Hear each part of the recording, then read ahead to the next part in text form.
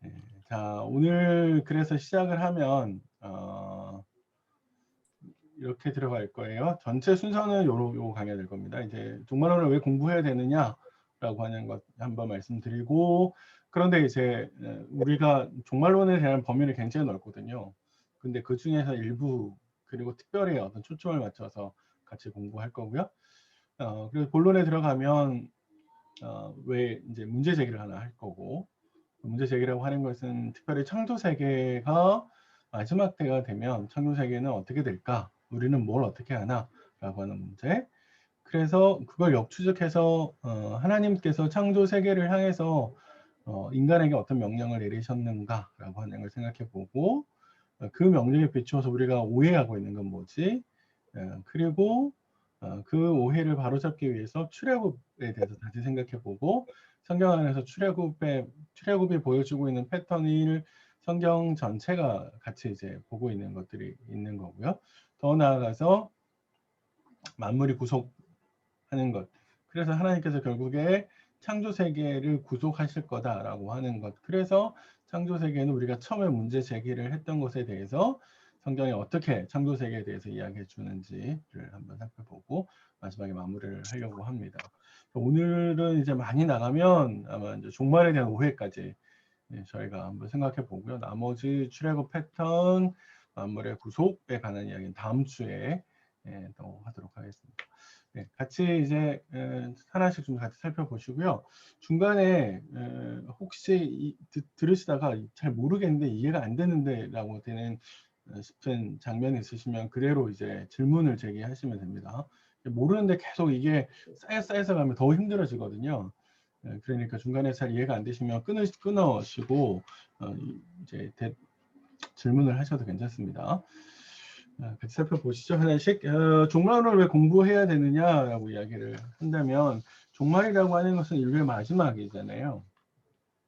성경에서 이제 종말이 시작됐다라고 이야기를 했을 때 예수님께서 초림하셨잖아요. 예수님께서 초림하시고 재림하실 건데 초림하시면서부터 성경은 이미 종말이 시작됐다라고 이야기를 하는 거죠.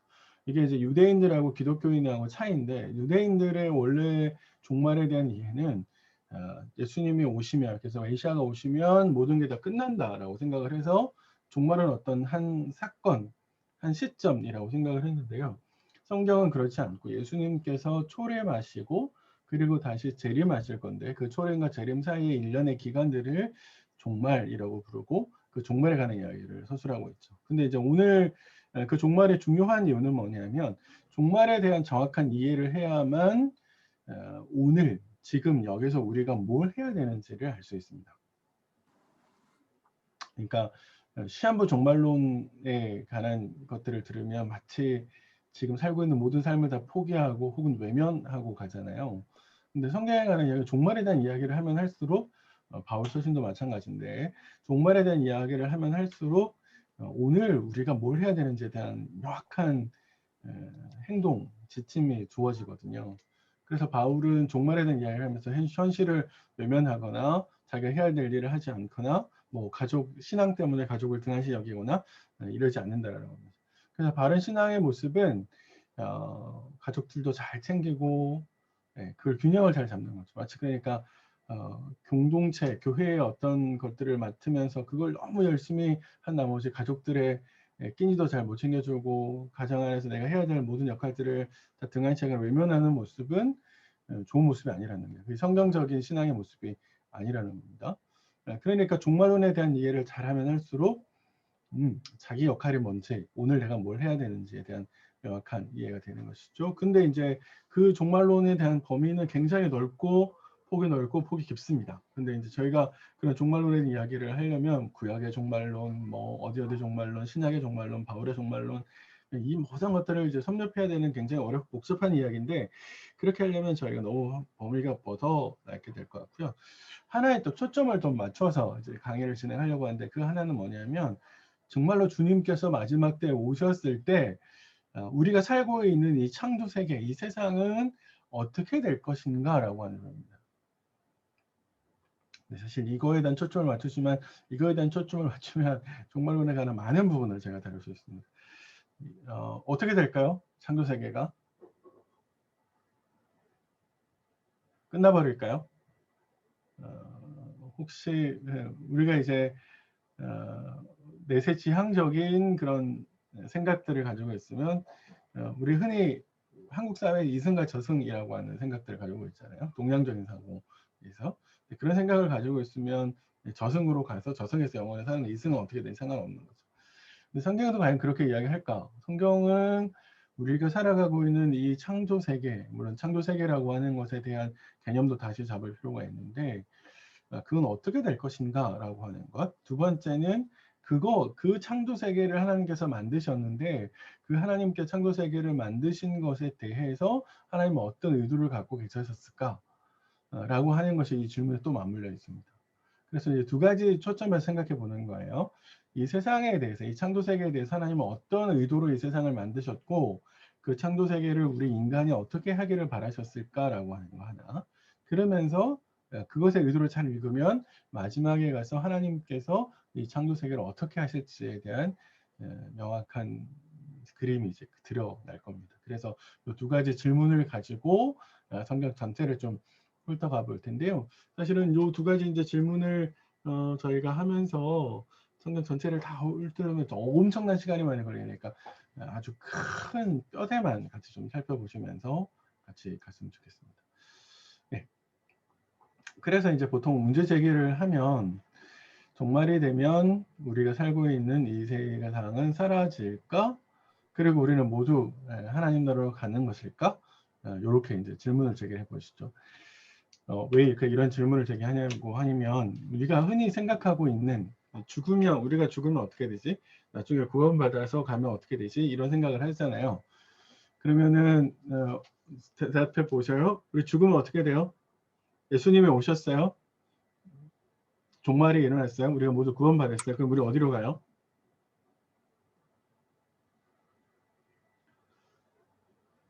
어디로 가실 거예요? 김상규 집사님 저기 음소거를 해놓으셔서 두 번 대답하셨는데 뭐라고 하셨어요? 천국. 예. 그 천국은 어디에 있어요? 저 하늘에. 저 하늘에.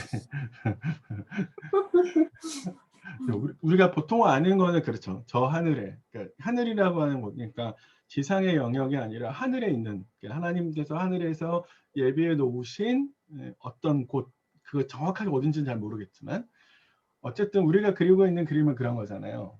그죠? 그러면 종말이 되면 마지막 때가 되면 주님이 우리를 데리러 오셔서 우리를 끌어올리셔서 공중에서 우리를 데리고 하나님이 계시는 저 하늘나라를 갈 거다.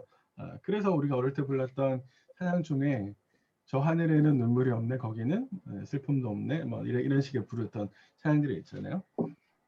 그러면 우리가 저 하늘나라로 가게 되면 그러면 이 세상은 어떻게 될까요? 사라질까요? 없어져 버려요? 우리는 구속받아서 저 하늘나라로 가고 그러면 우리가 살았던 이 세상은 어떻게 될까요? 별로 관심이 없어요. 우리는 절로 갔기 때문에 여기는 어떻게 되는 건지 생각을 해본 적이 없어요. 네, 그럴 수 있죠. 우리는 남은 저로고 가니까 사실 여기가 어떻게 되든지 간에 나무는 크게 상관이 없고 그게 어떻게 된다 한들 뭐 나는 이미 갔으니까 그게 상관이 없겠지. 이제 이런 생각 우리가 하고 사실은 그동안은 우리가 이것에 대해서 그렇게 크게 관심을 가지거나 생각해 보지 않았을 법한 주제이죠. 근데 성경에서는 이것에 대해서 굉장히 중요하게 생각하고 있는 것이거든요. 만약에 이 땅이 없어지거나 뭐 어떻게 되는지 간에 그렇게 된다면 특별히 창조 세계를 향해서 하나님께서 주셨던 약속들, 특별히 아브라함이나 아브라함의 후손들, 족장들에게 주셨던 그런 약속들이 있는데 그 약속들은 어떻게 성취될까? 어떤 모습으로 성취되어야 될까라고 하는 근본적인 질문이 남거든요. 예를 들어서 하나님께서 창조 세계에 대해서 땅에 충만하라고 얘기했잖아요. 땅을 정복하라 이렇게 얘기하셨잖아요. 그리고 하나님의 모든 약속은 현실을 위해서 있거든요. 현실 위에서 다 주어지고 이루어지는 것처럼 이야기한단 말이에요. 그렇다면 우리가 처음에 생각했던 대로 우리가 하나님 나라에 간다? 그러면 하나님의 약속은 어떤 모습으로 이루어지지? 어떻게 되는 거지? 라고 하는 질문을 또 남는 거죠. 그러니까 이런 식의 질문들이 생긴 것은 근본적으로 우리가 생각하고 있는 종말에 대한 이해가 성경에서 이야기하고 있는 것과 다를 수 있다라고 하는 거죠. 네, 만약에 이게 논리적으로 설명을 할 수가 없다면, 설명이 잘 안 된다면, 그러면 우리가 근본적으로 생각하고 있는 뭔가가 틀렸다라고 하는 것을 이야기해 줄 수 있다는 거죠. 그래서 성경에서 어떻게 이제 그걸 이야기하고 있는지 같이 한번 생각해 보시고 하나씩 풀어갔으면 좋겠습니다. 자, 처음에요. 하나님께서 인간을 만드신 근본 목적이 뭐예요? 혹시 이런 거 들어보셨어요? 하나님의 인간을 만드신, 창조하신 목적.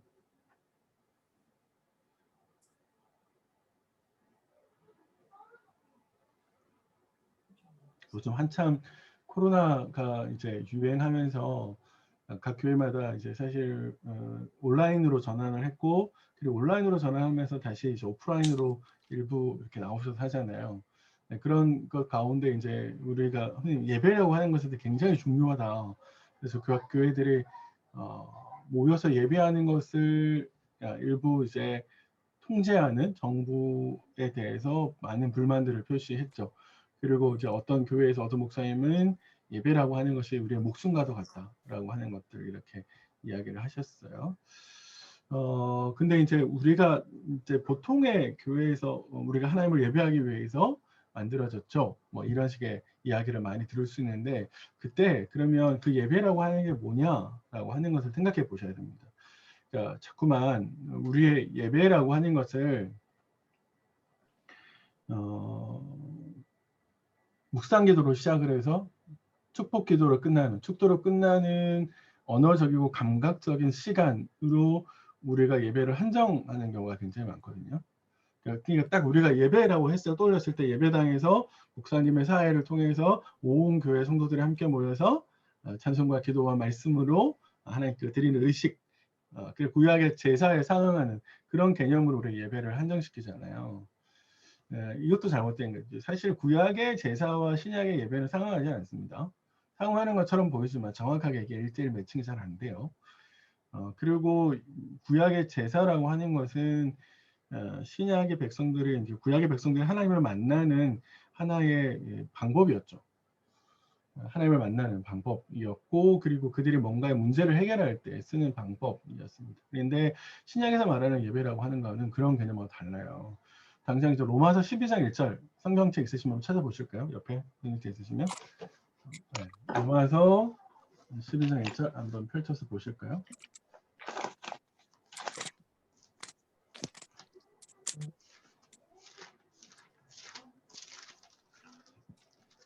그러므로 형제들아 내가 하나님의 모든 자비하심으로 너희를 권하노니 너희 몸을 하나님이 기뻐하시는 거룩한 산 제물로 드리라. 이는 너희가 드릴 영적 예배니라. 이렇게 이야기합니다. 예배라는 말을 그대로 쓰고 있으면서도 바울은 몸을 드리라고 이야기를 하잖아요. 근데 그 몸을 거룩한 산 제물로 드리라 이렇게 얘기하잖아요. 구약에서 기본적으로 생각을 그대로 가지고 오죠. 구약에서 하나님께 드리는 제물은 흠이 있으면 안 되죠. 그래서 뭔가 드리는 제물 가운데에 흠이 있거나 예를 들어서 다리가 절거나 몸에 뭔가 반점이 생겼거나 이런 것들을 드릴 수가 없었습니다. 그래서 오로지 깨끗한 것만 하나님께 드릴 수가 있었어요. 바울은 그런데 그 너희 몸을 그렇게 거룩함으로 드려라 이렇게 이야기했을 때 여기서 말하는 몸이라고 하는 것은 우리가 살아가는 삶의 모든 범위를 이야기하는 겁니다. 내 몸뚱아리가 이곳저곳을 누군가를 만나고 뭔가를 하고 그러면서 만들어지는 삶을 이야기하는 거거든요. 바울이 곧 이야기하는 건 너희 삶을 하나님께 제물, 거룩한 제물로 드려라. 이게 뭐라? 이게 뭐다? 예배다. 이렇게 이야기하는 거죠. 그러니까 우리가 예배라고 하는 것은 이거는 신약에만 그렇죠. 구약에는 안 그랬어요. 이렇지 않습니다.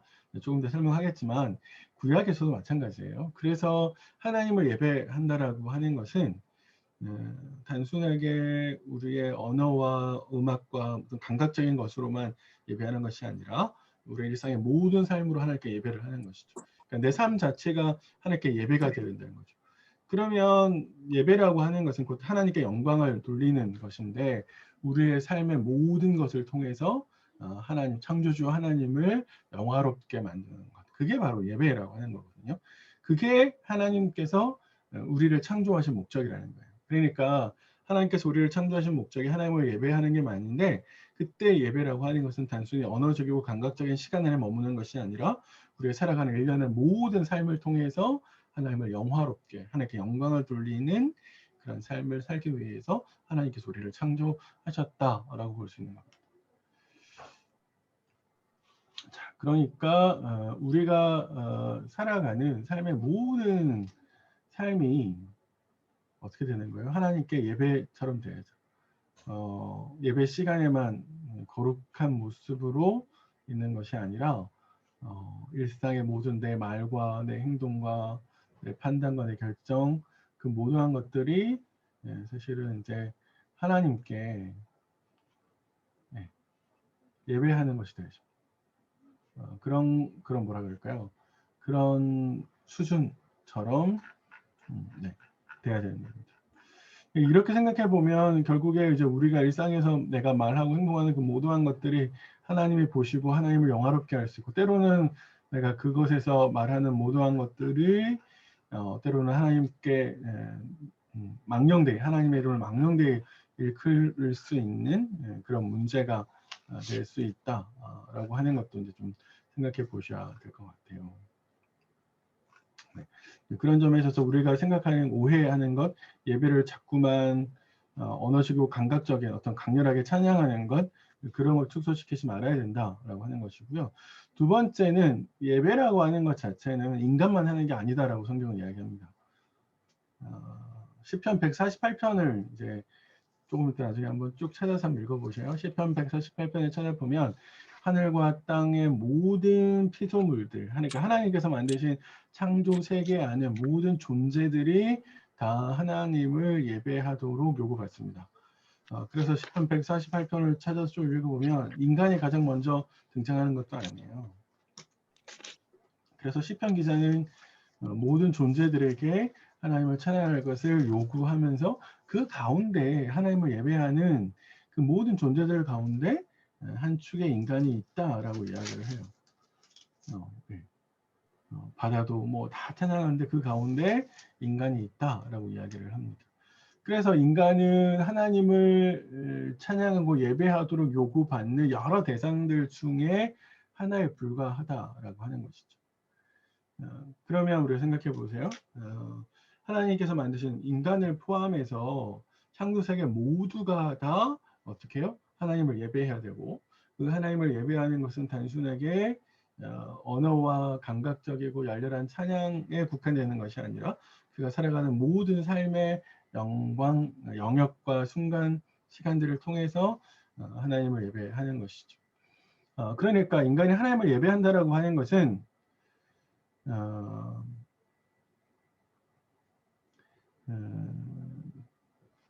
하나님이 주신 우리에게 주신 능력들이 있겠죠.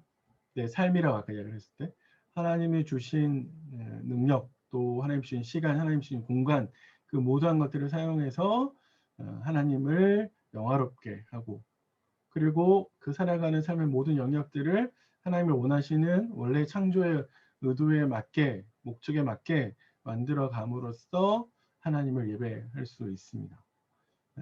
그게 바로 하나님께서 인간을 만드신 소명인데 그걸 우리가 현세적인 소명이라고 하는 섹션에서 알 수 있어요.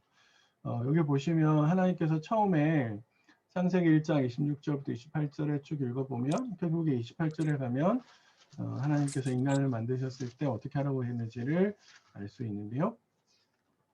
땅을 정복하라 이렇게 이야기하시고 또 땅에 충만하라 이야기하시고 모든 생물을 다스리라 이렇게 이야기하십니다.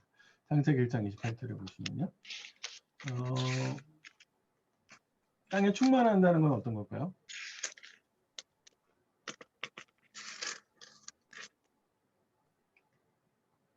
여기서 이제 중요한 거는 하나님의 인간을 하나님의 형상대로 만들었거든요.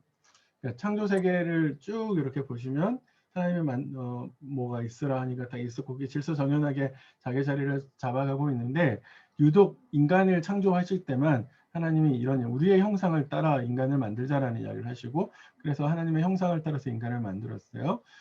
그리고 난 다음에 하나님 뭘 하고 명령하시냐면 땅에 충만하라 이렇게 이야기하죠.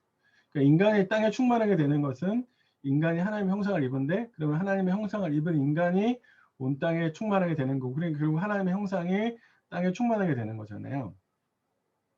그죠? 그리고 땅을 정복하고 다스린다고 하는 것은 무분별하게 지금 이제 우리가 하고 있는 인류가 하고 있는 것처럼 무분별하게 땅을 이렇게 뭐라 그럴까요? 이렇게 파괴하고 이기적인 인간의 욕심을 따라서 사용하는 것이 아니라 땅을 개발하는 것. 그러니까 여기서 말하는 땅이라고 하는 것 자체는 상징적인 거예요. 그러니까 단순하게 부동산 개발 무슨 이런 식의 개념이 아니라 사람이 살아가면서 만들어내는 모든 영역 그러니까 이게 인간이 발전하면서 만들어지는 사회, 경제, 뭐 문화, 정치, 예술 이 모든 인간이 만드는 삶의 모든 영역 속에서 하나님의 인간이 다스리라고 이야기를 하는 것이죠. 그래서 창세기 2장 15절에 이것을 경작해라라고 이야기를 하고 있는데 이것을 경작한다라고 하는 것은 발전시킨다는 거거든요. 그러면 발전시킨다라고 하는 것은 결국에 하나님께서 원래 의도하셨던 바를 성취하는 것으로서 이야기할 수 있습니다. 그러니까 인간의 소명은 하나님께서 하나님의 형상으로 인간을 만드셨는데 그 하나님의 형상을 입은 인간은 살아가면서 결국에 하나님께서 원래 자신이 의도하셨던 바대로 인간을 살아가는 삶의 모든 영역들을 하나님의 영광을 돌릴 수 있는 하나님을 영화롭게 만드는 그런 모습으로 바꾸는 것, 만들어가는 것. 그게 하나님께서 인간을 만든 소명인 거죠. 이 소명은 시편 8편에도 굉장히 잘 나와 있습니다. 시편 8편 우리가 찬양도 있어서 너무 잘 부르시는 찬양이잖아요. 시편 8편에 보시면 여호와 우리 주여 주의 이름이 온 땅에 어찌 그리 아름다운지요? 라고 이제 시작을 하면서 후반부에 8편 후반부에 가시면 8편 6절 같은데 이런 구절이 있어요. 주의 손으로 만드신 것을 다스리게 하시고 만물을 그의 발 아래 두셨으니 이렇게 하시면서 이쪽에 있습니다. 그러니까 다스리는 거죠. 다스린다라고 하는 것은 일방적인 표현이 아니라 그것이 원래 하나님의 의도에 맞게끔 만들어가는 것을 이제 이야기한다라고 볼 수 있습니다. 그러니까 결국 인간의 소명은 창조 세계를 발전시키고 다스려서 하나님의 형상으로 가득 채우는 겁니다.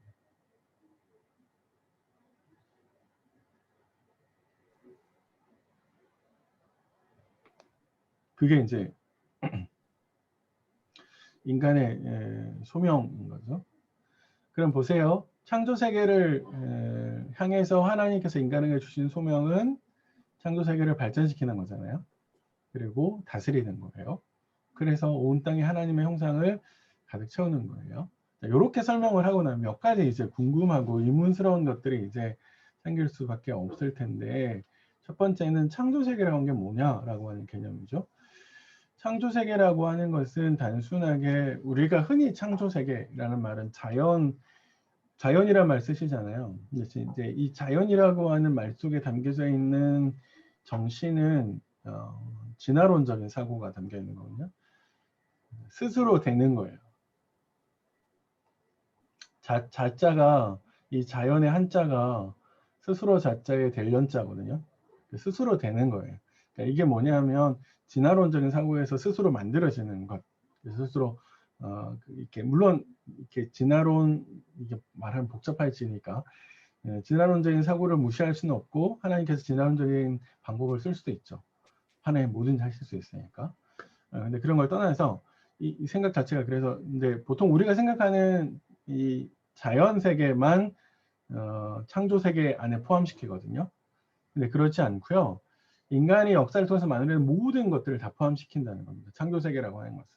그래서 제가 앞에서 창조 세계에 대한 인간의 소명이라고 하는 것이 땅을 개발하는 것, 이런 부동산 개발 이런 개념들뿐만 아니라 그 안에서 모든 문화, 역사, 경제, 정치, 사회의 모든 영역들로 하여금 하나님을 영화롭게 만드는 방식, 소명이라고 말씀드렸던 것처럼, 그러니까 기본적으로 창조세계라는 개념은 인간이 만들어내는 모든 역사적인, 사회적인 형성, 과정, 만들어내는 모든 결과물들을 포함하는 개념이라는 거예요. 그런데 두 번째, 또 하나, 그런데 하나님께서 처음에 창세기 1장 31절에 보시면, 창세기 쭉 이렇게 설명하다 보면 하나님이 만들고 난 다음에 보시기에 좋았더라 이렇게 이야기를 하잖아요. 근데 왜 하나님의 보시기에 좋았더라 그랬는데 하나님은 인간에게 땅을 정복하고 경작하라고 이야기할까요? 특별히 창세기 2장 15절 보면 만들었는데 경작하라고 이야기 나오는 거잖아요. 근데 선하다 그랬는데, 우리가 착각하는 것 중에 하나는 하나님이 만드셨으니까 그걸 굳이 또 선하다고 말씀하셨으니까 인간은 그 위해서 더 이상 할 일이 없겠지라고 생각을 하지만 그렇지 않습니다. 선하다라고 하는 것은 완벽하다는 개념이 아니에요. 보시기에 좋았더라라고 하셨지, 그게 보시기에 완벽했다라고 말씀하지 않으셨습니다. 그러니까 선하다라고 하는 것은 완벽하니까 더 이상 거기에 할 일이 없어 이런 이야기가 아닙니다. 하나님께서 인간에게 주신 것은 그렇게 주셨던, 그래서 보시기에 좋았던 것을 거기서 더 발전시켜서 그래서 모든 창조세계 영역이 하나님께 영광을 돌리는 것, 이거를 이제 요구하시는 것이죠. 네. 그래서 하나님께서 하신 것은 자신의 모든 것을 다 만드셔서 모든 것이 완벽하게 돌아가게끔 하신 게 아니라는 거예요. 네. 그래서 모든 창조세계가 자동적으로 알아서 자신들이 하나님 앞에서 모든 뭐라 그럴까요? 이제 스스로 알아서 모든 것이 다 되게끔 만들지 않으셨다라고 하는 것입니다. 그래서 하나님은 인간에게 이런 소명들을 주셨다라고 이야기를 했는데, 여기에서 한 가지 더 이제 생각해야 될 것은 뭐냐면 하나님께서 우리 인간에게 창조 세계를 정복하라라고 해서 명령을 하셨는데, 이건 이미 하나님께서 창조 세계를 만드시면서 그 창조 세계를 만드시면서 보여주신 태도 속에서 인간이 어떤 방식으로 하나님이 주신 소명을 이루어 나갈지, 그 명령을 이루어 나갈지는 이미 하나님께서 보여주셨습니다. 그 첫 번째가 뭐냐면 형상에 대한 문제인데요. 신의 형상이라고 하는 것은 창세기 1장 26절에 하나님은 우리의 형상을 따라 이렇게 이야기를 하셨잖아요.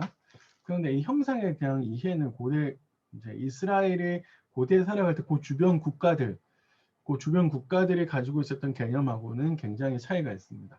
고대 근동에서는 왕 혹은 제사장, 아주 소수의 엘리트 그룹만이 하나님의 형상을 가지고 있어, 그러니까 신의 형상을 가진 존재들이야 라고 하는 생각들이 있었어요.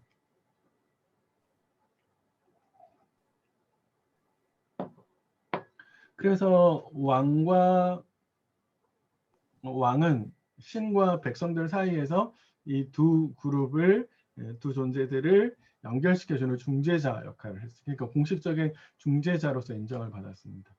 그러니까 이런 식의 생각들은 이제 이집트나 메소포타미아 같은 데서 굉장히 많이 있고요.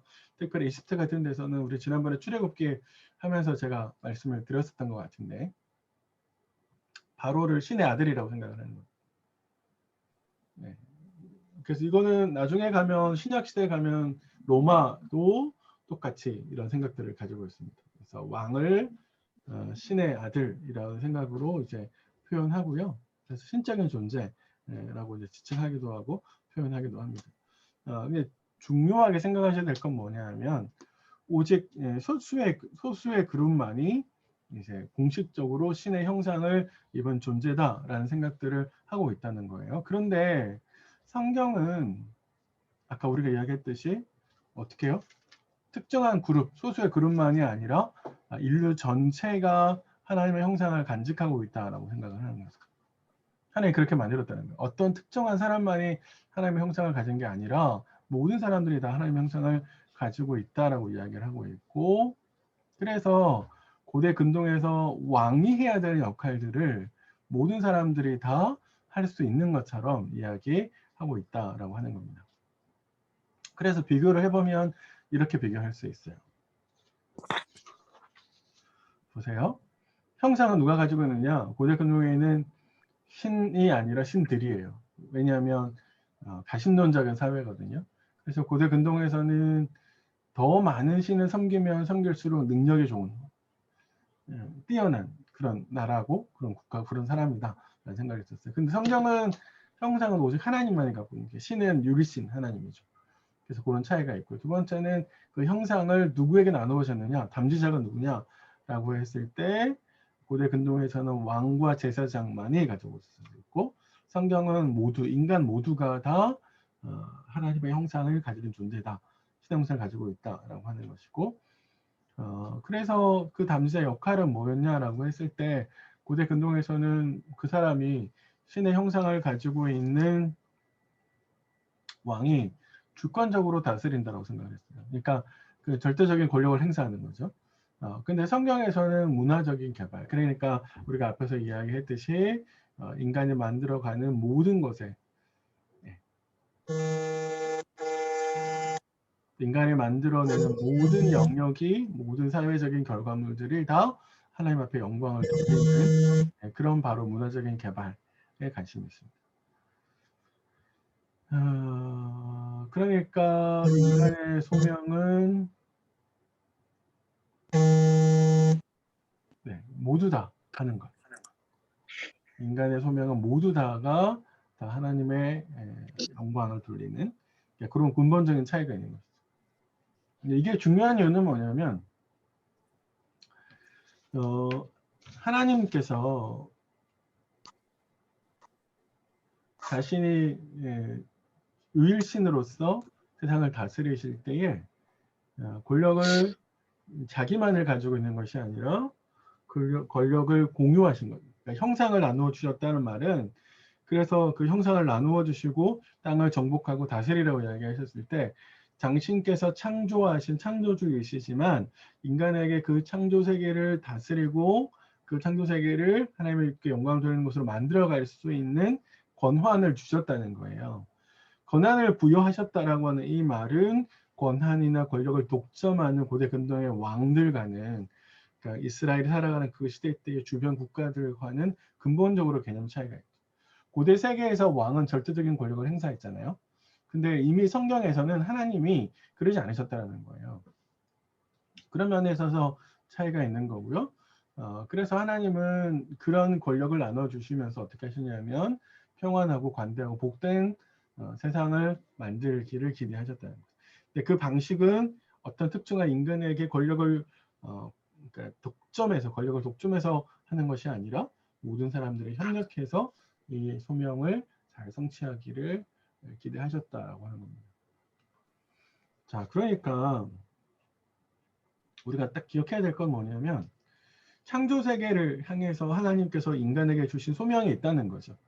그 소명은 뭐냐면 그 창조 세계가 하나님께 영광을 돌리는, 그래서 모든 것이 하나님이 원래 의도하신 바대로 모든 것이 선하게 하나님께 영광을 돌리는 것을 잘 할 수 있도록 인간에게 소명을 주셨다. 그것이 최초의 인류가 받은 소명이다. 근데 아담과 하와가 받은 소명은 아담과 하와만으로 끝나는 것이 아니라 아담과 하와의 소명을 입은 모든 사람들이 다 그런 방식으로 인간이 살아가야 되는 것을 우리에게 의미하는 거죠. 예. 자, 그러면 이게 이렇게 해서 하나님의 소명을 받은 인간이 그렇게 해서 잘 가면 되는데, 문제는 뭐냐면 우리가 잘 아는 것처럼 아담이 범죄했기 때문에 죄가 세상에 들어오는 것이죠. 창세기 이제 3장에 보시면 아담이 범죄하잖아요. 아담이 범죄한 내용이 뭐죠? 선악과를 따먹는 거였잖아요. 그죠? 근데 단순하게 창세기 3장을 잘 읽어보시면 창세기 3장에 그 범죄가 단순하게 선악과를 따먹었다? 이게 문제가 아니고요. 그 선악과를 왜 따먹었냐는 거예요. 그 3장을 자세히 한번 읽어보시면 단순하게 선악과를 따먹는 것에 그치지 않는 것이고요. 뱀이 유혹한 내용은 곧 아담과 하와가 신이 될 수 있다라고 하는 것을 유혹한 거거든요. 네, 잘 한번 나중에 읽어보셔요. 그래서 너 신이 될 수 있어. 네가 판단을 받는 입장에 있는 게 아니라 네가 판단할 수 있어. 라는 방식으로 이제 뱀이 유혹하고, 그래서 아담과 하와가 그 뱀의 유혹에 넘어가죠. 그래서 사실 그 내용은 창조주가 되려고 하는 피조물의 잘못된 교만, 욕심들이 이제 그런 모습들이 되는 것이죠. 그래서 범죄가 죄가 세상에 들어오고, 그 이후에 아담의 아들 가인과 그의 후손들은 아담이 지었던 범죄보다 훨씬 더 죄질이 나쁜, 그리고 그 죄가 좀 더 한 사람에게 멈추는 것이 아니라 세상으로 확장되어 가는 것이죠. 죄의 깊이가 깊어져 가고, 그리고 폭이 넓어지는 거죠. 그래서 그 이후에 창세기 읽어보면 4장부터 11장까지는 그 인간이 지은 죄가 확장되어 가고 있다라고 하는 것을, 그래서 죄가 세상에 편만해지고 있다라고 하는 것을 보여주고 있는 것이고요. 그런데 그럼에도 불구하고 하나님께서 인간에게 주셨던 형상의 문제는 변하지 않고 있다라고 하는 겁니다. 흔히 우리가 오해하는 것 중에 하나가, 이게 이제 잘못된 오해 중에 하나인데, 조직 신학자들이 역사 속에서 이런 이야기를 하는데, 혹시 교회에서 그런 이야기 들어보셨어요? 아담의 범죄햄으로 말미암아 하나님의 형상이 깨졌다, 이렇게. 우리 안에 하나님의 형상이 심각하게 훼손됐다. 그래서 우리가 우리 스스로 그걸 회복할 수 없다. 근데 예수님이 오셔서 그 하나님의 형상을 회복하셨다. 이런 식의 이야기를 했잖아요. 근데 당장 논리적으로 이게 문제가 되는 건 뭐냐면, 하나님의 형상이 깨어지지 않았다라고 하는 것은 창세기 5장에 인간이 범죄한 이후에도 창세기 5장의 설명은 그대로, 형상은 그대로 유지되고 있는 것처럼 설명을 하고 있거든요. 아담이 아이를 낳았는데, 아벨을 대신해서 아이를 낳는 셋을 낳는데, 그 셋도 역시 하나님의 형상대로 만들어졌고, 그래서 그 하나님의 형상대로 아이를 낳는 일들이 그 후손을 통해서 계속해서 되고 있다고 하는 거예요. 그러니까 이건 뭐냐면, 비록 인간이 범죄했음에도 불구하고 하나님께서 인간에게 주셨던 소명, 그게 뭐예요? 창조 세계를 하나님께 영광을 돌리는, 하나님을 찬양하는, 영화롭게 만드는, 그 바로 인간이 해야 되는 소명은 뭐예요? 변하지 않았다라고 하는 것을 우리에게 이야기하는 거죠. 그래서 창조세계 구석구석에 하나님을 찬양하는 영광으로 드러내야 된다고 하는 겁니다. 그래서 빛나게 우리가 인간이 만들어내는 문화들이 하나님을 영화롭게 만드는 문화여야 된다라고 이야기를 하는 겁니다. 그래서 비교를 할 때 뭐하고 비교를 되냐면, 가인의 자손들이 만들어내는 문화와 그러니까 셋의 자손들이 만들어내는 문화의 차이가 있거든요. 이제 그런 비교를 통해서 이런 이야기를 계속 하게 되는 겁니다.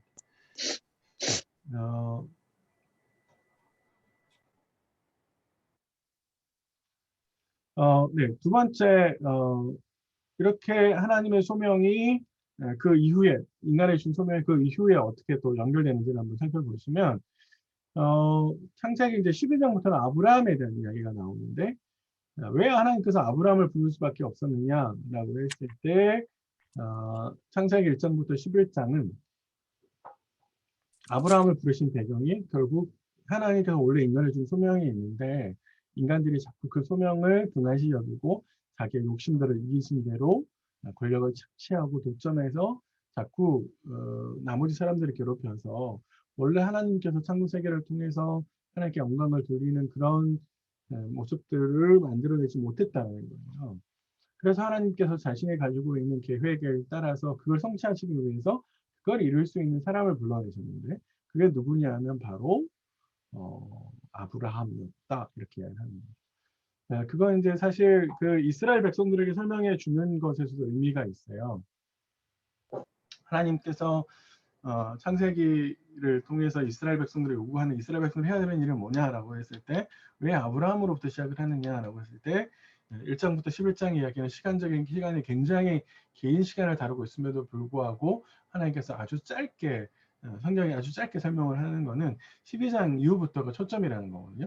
근데 12장 이후부터 아브라함의 자손들이 족장들이 등장을 하는데 그 족장들에게 있어서도 똑같이 소명을 가진 뭐냐면 아브라함이 가진 소명 그건 뭐냐면 1장부터 11장에서 실패한 선조들이 실패한 하나님의 소명을 대신 성취할 수 있는 대리자로서의 소명을 주시는 거거든요.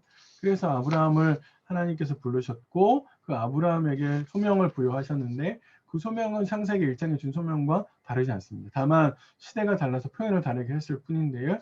창세기 12장 1절 우리가 잘 아는 것처럼 하나님께서 아브라함을 불러내서 내가 너를 복의 근원으로 삼겠다라고 이야기를 했고 아브라함과 그의 가족들을 통해서 세상 모든 민족이 복을 받는 것. 이 복이라고 하는 것은 결국에 하나님께서 원래 인간에게 의도하셨던 것 있잖아요. 그래서 하나님께서 원래 인간에게 의도하셨던 것을 그대로 다 받게 되는 것을 의미하게 됩니다. 근데 이런 아브라함의 소명이 창세기 18장, 17절, 18절 이렇게 잘 설명되어 있어요.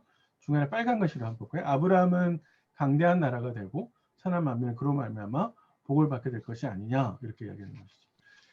그러니까 하나님께서 처음 인간에게 주셨던 소명을 모든 인간들 아담과 그의 후손들이 잘 성취했으면 상관없는데 이걸 잘 못해서 이미 땅은 하나님의 소명을 다 등한시에 살고 있으니까 거꾸로 하나님께서 그 중에 어떤 특정한 사람을 통해서 인류 전체가 하나님의 원래 의도하셨던 바를 성취할 수 있도록 하나님께서 아브라함을 불러내신 거죠.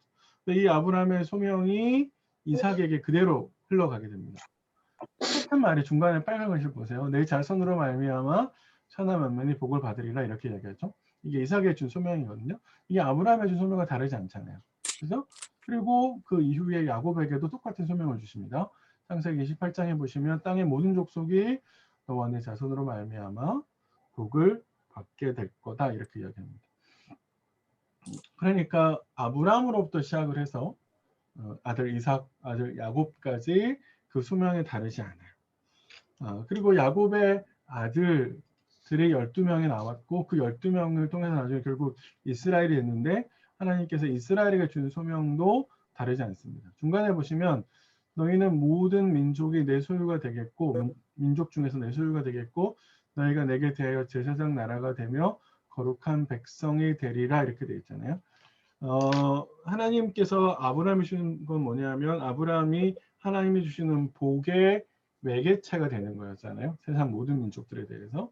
여기도 마찬가지로 하나님께서 이스라엘 백성들에게 복의 매개체가 되게 하는 것이죠.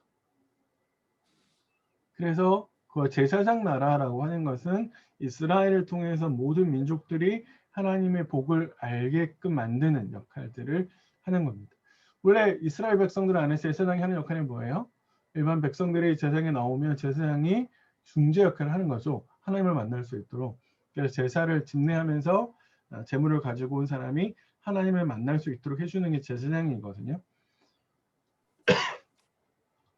네, 그런 역할들을 이스라엘 백성들이 하게 됐다라고 이야기를 하는 겁니다.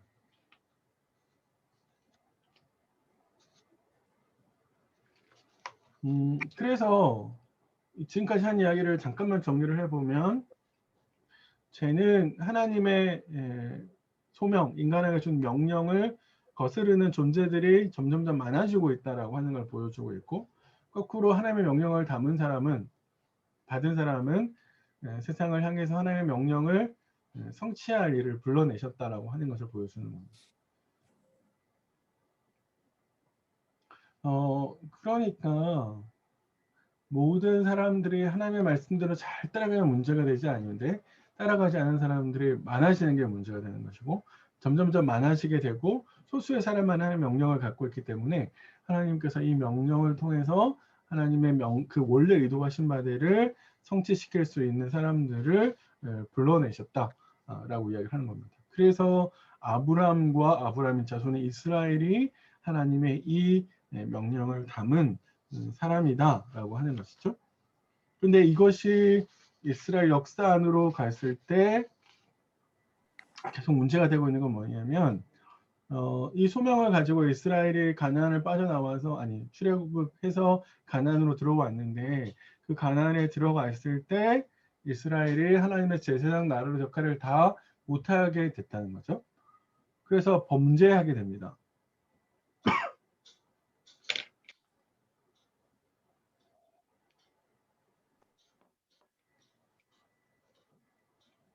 소명을 반대하는 두 가지 요인이 있었는데요. 하나는 외부에서 계속 이스라엘 백성들을 압제하는 국가 어떤 외부의 적, 블레셋의 국가를 이제 이스라엘이 많이 괴롭혔어요. 초창기에. 두 번째는 내부의 문제가 있었는데 그 내부의 문제는 범죄하는 겁니다. 이스라엘이.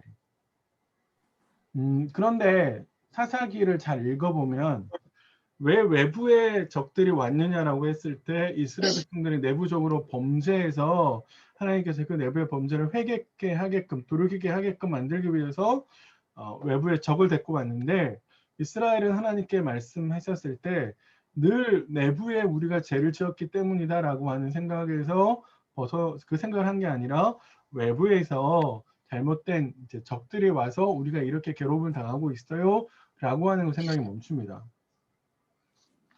그러니까 사사기 안에서는 이스라엘 백성들이 회개하거나 돌이키거나 하는 모습이 없어요.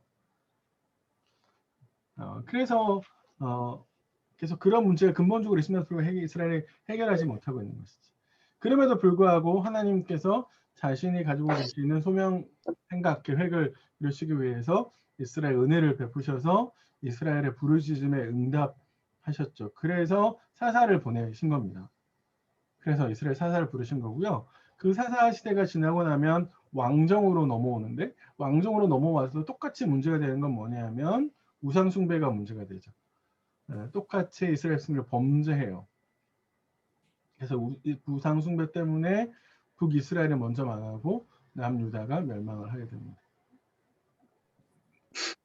그런 가운데 사사의 역할을 했던 사람들이 누구냐면 예언자들이에요. 예언자들이 하나님의 말씀을 실시간으로 전하면서 그때 당시에 이 시대 사람들에게 하나님의 뜻이 무엇인지를 대언했던 사람들이거든요. 그래서 예언자들이 이스라엘 백성들에게 우상을 숭배하지 말라라고 이야기를 하고 하나님께 돌아와야 된다고, 하나님께 돌아오지 않으면 멸망할 수밖에 없다라고 하는 것이 이제 이스라엘 백성들이 했던 이야기입니다. 그럼에도 불구하고 사실 잘 돌아오지 못했죠. 이스라엘 백성들이 가나안 땅에 들어가 있어서 이렇게 빨리 이제 범죄하게 되고 하나님을 벗어버릴 수밖에 없었던 이유 중에 하나는 현실적으로 가나안 땅에서 섬기고 있는 바알이라고 하는 신이 굉장히 매력적이기 때문에 그렇습니다.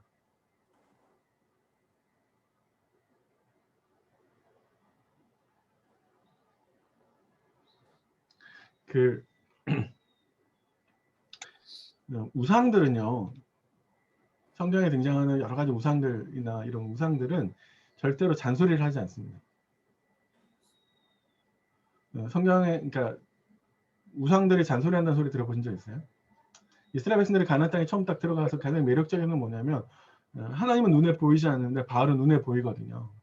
두 번째, 하나님은 하지 말라고 하시는 게 너무 많아요. 또 하라고 하는 것도 너무 많아요. 근데 우상들은 하지 말라고 하는 것 거의 없어요. 세 번째, 하나님은 재물을 가지고 오는 사람들이 어떻게 살았냐라고 하는 걸 굉장히 따지고 문제 삼는데 바알은 그 사람이 어떤 식의 삶을 살았는지 문제 삼지 않아요. 오로지 자신에게 재물만 가지고 오면 돼요. 네 번째는 그 우상들을 담보해주는, 확보해주는, 보장해주는 복이 너무 현실적이었어요. 그래서 바알이나 바알과 관련된 이야기들은 현실적으로 이스라엘 그 가나안 땅의 농사를 짓는 주기와 관련되어 있었기 때문에 굉장히 피부에 확 와닿거든요. 그런데 하나님은 눈에 보이지 않아요. 그렇기 때문에 잘 느낄 수가 없어요. 네, 그런 점에 있어서 근본적으로 차이가 있었고, 그래서 이스라엘 백성이 현실적으로 쉽게 이제 우상을 숭배하게 됐죠. 이스라엘 백성들의 입장에서 하나님께서 너희가 나를 버렸다라고 했을 때 약간 억울할 수 있는데 그건 뭐냐면 이스라엘 백성들이 하나님을 버린 것이 아니라 당시에 가나안의 다신론적인 문화에 사로잡혀서 우상들과 함께 하나님을 섬긴 거거든요. 그러니까 이스라엘 입장에서 보면 우리는 하나님을 버린 게 아니죠. 하나님을 섬긴 거죠. 근데 하나님의 입장에서 보면 이스라엘 백성들이 하나님을 버린 거죠. 왜냐하면 하나님은 나 외에 다른 신을 두지 말라라고 이야기했어요. 근데 이스라엘은 하나님 외에 다른 신을 둔 거거든요. 그러니까 이스라엘 입장에서 보면 결국 그런 거죠. 누가 복을 주는 것이 중요한 거, 복을 받는 게 중요한 거지 그 복을 주는 존재가 하나님이건 바알이건 또 뭐 다른 신에건 상관이 없다는 그런 점에서 근본적인 이제 차이가 있어 보였던 겁니다. 그래서 이스라엘은 우상 숭배 때문에 멸망을 하게 되는 것이죠. 그래서 결국에 이런 시대들이 와서 누구에게 이 소명이 전해지냐면 우리가 흔히 아는 예수님에게로 소명이 전해지게 됩니다. 그래서 예수님께서 이 소명을 가지고 오셔서 하나님 나라를 전파하시는 것을 가지고 있는데요. 하나님 나라를 이스라엘 백성들에게 이제 유대 백성들에게 하나님 이제 전달해 주는 역할들을 하시게 되는 것이죠. 그래서 예수님은 처음에 오셔서 제자들에게 내가 하나님의 아들이다라고 하는 것을 넌지시 이야기해 주셨고 또 하나님의 형상의 본보기로서 성경은 계속해서 묘사하고 있고요. 첫사람 아담은 불순종했지만 예수님 둘째 아담 예수님은 계속해서 하나님의 말씀에 순종하시는 것을 보고 있고 그리고 예수님은 오셔서 하나님께서 원래 의도하셨던 것들을 이루어 가시는 것을 보실 수 있습니다. 우리가 중요하게 생각해야 될 건 뭐냐면 하나님의 나라를 예수님께서 전파하셨잖아요.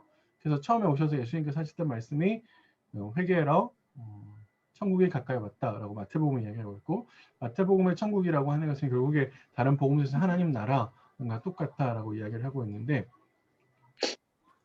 여기서 중요한 의미는 나라라고 이야기를 했습니다. 나라. 근데 예수님께서 하나님의 나라가 어디로 오고 있다고 그러신 거예요? 오셔서 하나님의 나라가 오고 있다 이렇게 얘기하셨잖아요. 그럼 그 하나님 나라는 어디에 오고 있는 거예요? 이 땅에. 이 땅에 오고 있는 거예요. 이 땅이라고 하는 것은 결국 인간이 살아가는 창조세계, 그죠? 그 창조세계 모든 삶의 영역 가운데 하나님의 나라가 임하고 있다라고 이야기를 하시는 거예요. 그러니까 예수님의 이 말씀을 그러면 또 한번 생각해 보세요. 그 하나님의 나라는 저기에 있는 거 아닌가? 우리가 결국 가야 될 곳이 여기가 아니라 우리가 영원히 나중에 주님이 오셔서 온 세상을 다스리는 왕이 되시면서 계실 때 우리가 저기 가가지고 살아가는 거 아닌가? 아니에요? 그러니까 우리 여기 있는 거예요? 그런 근본적인 질문이 생기잖아요. 그래서 나라라고 하는 말의 근본적인 의미는 하나님이 통치하신다라고 하는 의미인데 그러면 결국 예수님께서 선언하신 건 뭐냐면 이 땅 가운데 하나님의 통치가 시작되고 하나님께서 만들어 가시는 그 나라가 점점점 확장되고 있다라고 이야기하신 거고 그 하나님의 나라는 결과론적으로 다 이제 이 땅 가운데에서 이루어지고 있다라고 하는 것을 이제 우리에게 보여주고 계시는 것이죠. 그래서 결국에 그 하나님의 나라가 가시적으로 드러나고 있다라고 하는 것을 어떻게 보여주셨냐라고 하면 예수님께서 십자가의 죽으심으로 말미암아 새 인류를 만들어 내셨다라고 하는 겁니다. 그거는 그래서 에베소서 2장 15절에 쭉 읽어보시면 2장 쭉 읽어보시면 예수님께서 오셔서 자신의 몸으로 뭘 막 피하시고 만드시면서 결국에 한 세 사람을 지었어요 라고 이제 바울이 이야기를 하고 있는데 그 세 사람이라고 하는 것을 새 인류라고 표현하고 그 새 인류라고 하는 결국에 교회다라고 바울이 에베소서에서 이야기를 하고 있습니다. 그건 뭐냐면 하나님의 말씀에 순종함으로 말미암아 하나님의 말씀을 통해서 결국에 하나님께서 원래 의도하셨던 바대로 만들어내는 것이죠. 그리고 그 세 사람을 통해서 점점 더 많은 사람들이 하나님의 말씀 안으로 들어올 수 있도록 해야 되는 사람들인 거기도 하고요. 베드로전서 2장 9절에 보면 택하신 족속 왕 같은 제사장 거룩한 나라 이렇게 너희는 이렇게 바울이 베드로가 이렇게 표현하는데 이거는 출애굽기의 표현이잖아요. 그죠? 그래서 원래 새 이스라엘을 하나님께서 또 만드셨다라고 하는 거죠. 목표는 새 이스라엘 그 자체에 있는 게 아니라 그걸 통해서 더 많은 사람들에게 복음이 전파되는 것이고 하나님 원래 의도하셨던 바를 이루어가게 하는 것이죠. 더 나아가서 계시록 5장 9절부터 10절에 보시면 그래서 나라와 제사장을 삼으셨는데 왕노릇 할 거래요. 원래 처음에 저희가 하나님의 형상을 가지고 있는 존재들은 고대 근동에서는 왕만이 하나님의 형상을 가지고 있었기 때문에 그 왕만이 왕노릇을 하는 건데 성경은 그렇지 않다고 얘기했잖아요. 그래서 계시록 5장 9절 10절에 보시면 나라와 제사장으로 삼으셨는데 그들이 어디에서요? 이 땅에서 왕노릇 할 거다 이렇게 해요. 여기서 이 땅이라고 하는 건 창조세계를 이야기하는 거거든요. 나라와 제사장으로 삼으셔서 그들이 이 땅에서 왕노릇을 하게 될 거다라고 이야기하는 거죠. 한번 잘 생각해 보세요. 성경에서 이야기하고 있을 때 계시록, 특별히 계시록은 영원한 상태에 대해서 우리가 이야기하고 있는데 그 영원한 상태에서 이야기하고 있는 계시록의 말씀은 근본적으로 내세 지향적이라기보다는 현실 지향적이죠. 그래서 하나님이 원래 목적을 실현하셨을 때 그 원래 목적이 어디에서 이루어질 거냐라고 이야기를 하냐면 하나님의 나라가 이 땅 가운데 이루어지고 있고 그리고 이 땅 가운데 이루어지면서 만들어내시는 결과물들도 역시 이 땅 가운데서 뭔가를 해야 되는 사람들, 인류를 만들어 보여주는 것이고 그리고 그것이 마지막까지 가서도 이 땅 가운데서 뭔가를 해야 되는 것을 설명하고 있는 거죠. 그러니까 하나님의 원래 목적이 이루어졌을 때 인간은 창조 세계를 탈출해서 어딘가로 가는 것이 아니라 하나님께서 처음 만드셨던 그 창조 세계 안에서 뭔가를 하는 것처럼 이야기하고 있습니다. 그러니까 종말론은 우리에게 말하는 종말론은 우리가 어딘가를 뭔가를 가는 것이 아닌 것처럼 설명을 하고 있다라는 것이죠. 그래서 정리를 해보면 하나님의 의도하신 건 두 가지.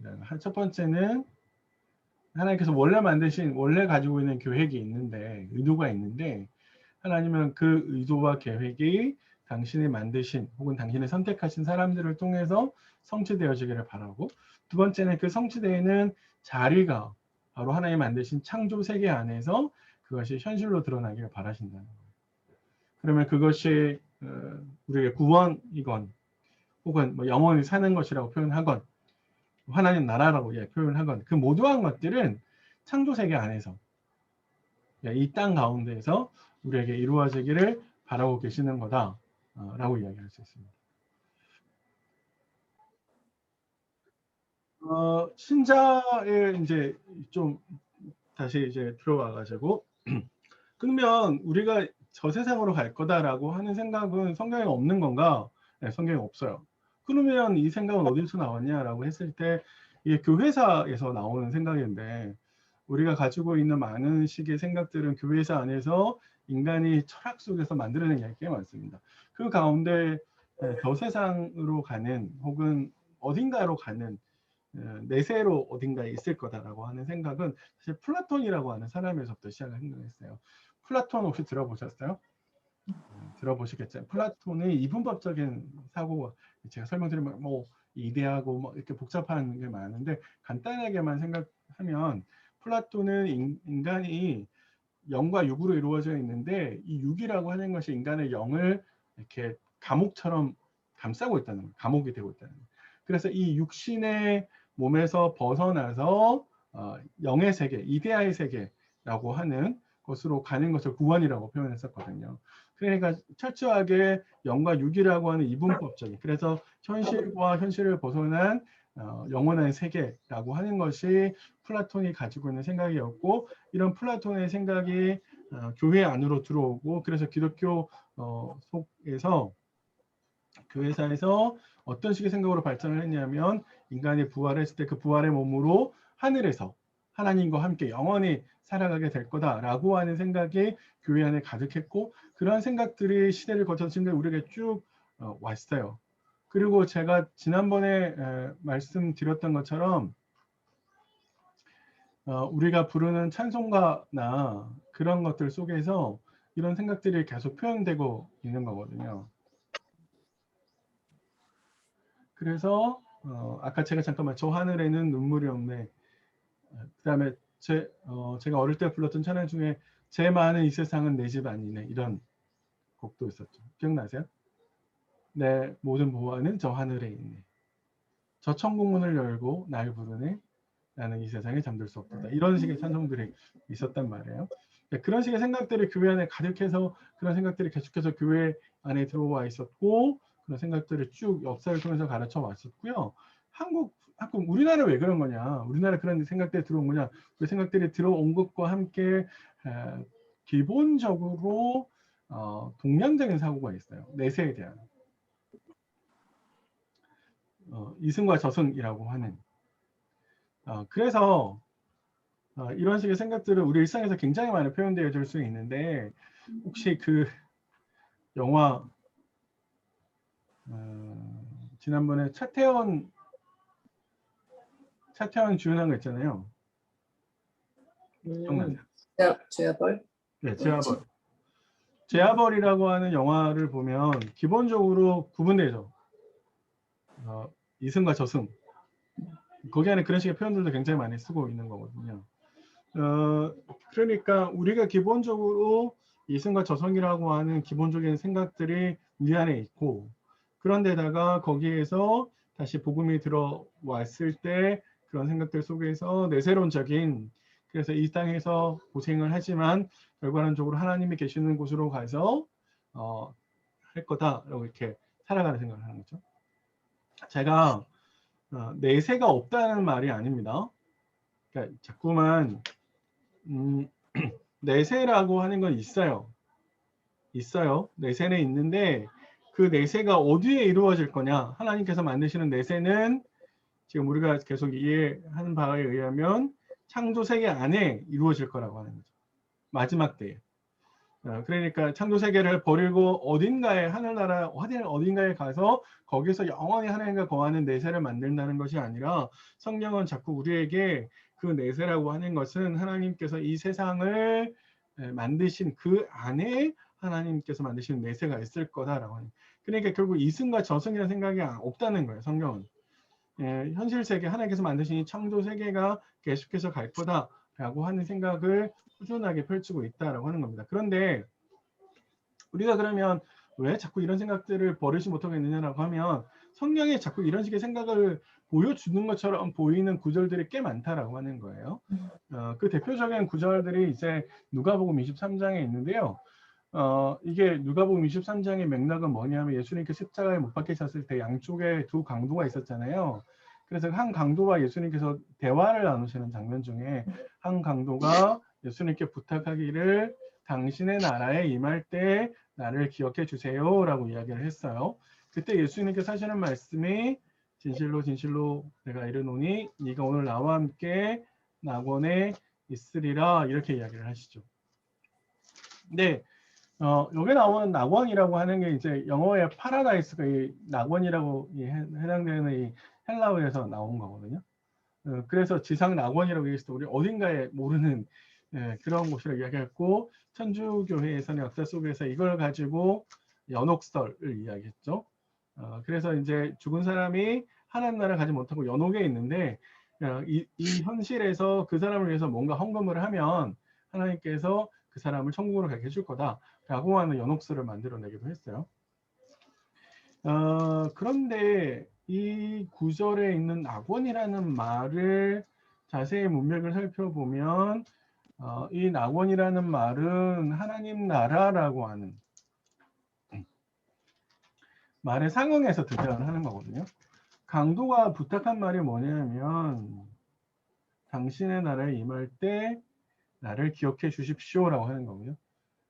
그래서 예수님께서 그 나라라는 말을 상응해서 낙원이라는 말을 썼어요. 그러니까 낙원이라고 하는 말은 나라라고 하는 말의 동의어죠.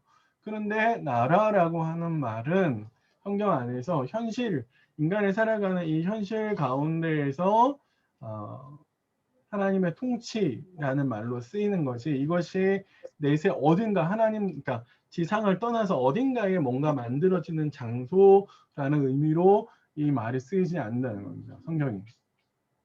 그러니까 근본적으로 성경은 낙원이라고 하는 혹은 하나님 나라라고 하는 개념을 지상을 떠난 창조 세계를 떠난 그 어딘가에 있는 곳으로만 설명하지 않는다는 거예요. 아까 우리가 처음에 이야기했듯이 하나님의 나라는 이 땅 가운데 임하고 있고 예수님께서 이 땅 가운데에서 하나님 나라가 임하게 하셨다는 것. 사도행전 같은 데 보시면 하나님의 나라가 제자들의 복음을 전파하면서 어디에 이루어지고 있어요? 현실에서 이루어지고 있잖아요.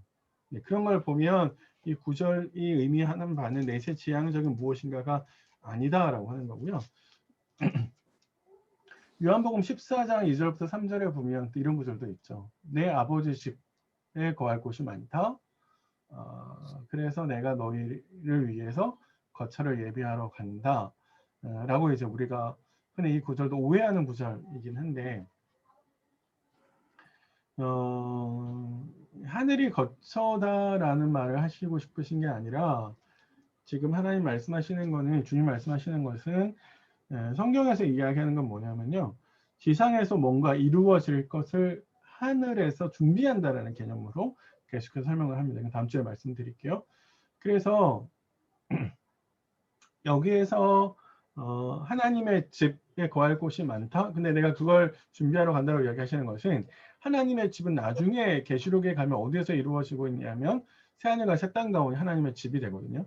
그러니까 그 새하늘과 새 땅이 이 땅 가운데 내려오고 그 내려오셨을 때 하나님이 그곳에서 백성들과 함께 거주하시는 것을 그리고 그래서 그곳이 마치 하나님의 집인 것처럼 설명을 합니다. 그러니까 이 표현도 마치 저기 어딘가에 하나님께서 우리를 위해서 마련하신 예비하신 곳이 있을 거야 라는 식으로 설명하지 않는다는 거예요.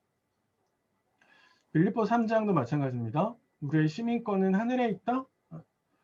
그래서 마치 로마 빌립보를 살아가고 있는 사람들에게 마치 빌립보라고 하는 도시를 떠나서 하나님 나라 어딘가로 가서 뭔가 살 거야 라고 오해할 수 있는 구절이 될 수도 있는데 그렇지 않습니다. 이 시민권이라는 말은 당시에 로마 시민권, 빌립보라고 하는 도시는 제2의 로마라고 불릴 만큼 굉장히 로마색이 강한 도시였는데요. 그 시민권은 로마 시민권이 있는 사람과 없는 사람이 굉장히 차이가 많았거든요. 근데 빌립보에서 신앙생활하는 사람들은 로마 시민권에 굉장히 제약이 많았어요. 그래서 바울이 그 빌립보에서 살아가는 사람들에게 성도의 정체성이 어디에 있느냐, 우리는 하나님 나라 시민이 아니냐라고 해서 하나님의 통치를 받는 것을 굉장히 강조하는 표현으로 설명을 하고 있는 구절입니다. 그러니까 마치 우리가 이 세상을 떠나서 하나님 어딘가에 올라가서 거기서 뭔가를 하는 것처럼 설명하지 않는다는 거예요. 마지막으로 골로새서 1장 5절도 마찬가지예요.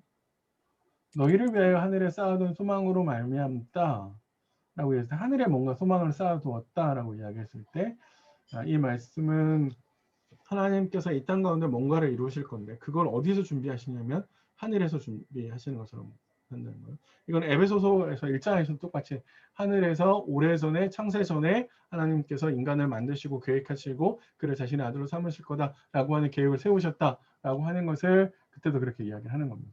그런 점에 있어서 이 표현은 영원한 안식처가 하늘이다. 그러니까 지상이 아니라 하늘나라에 가서 뭔가 하나님께서 하실 거다 라는 방식으로 성경이 우리에게 설명을 하지 않는다라고 하는 겁니다. 그러니까 성경은 우리에게 창조세계에 대한 일관되게 창조세계 안에서 하나님의 계획이 성취되고 이루어질 것을 이야기하시고 하늘은 그 창조세계 안에서 이루실 것을 계획하고 준비하는 그런 곳이다 라고 우리에게 이야기해 주고 있습니다.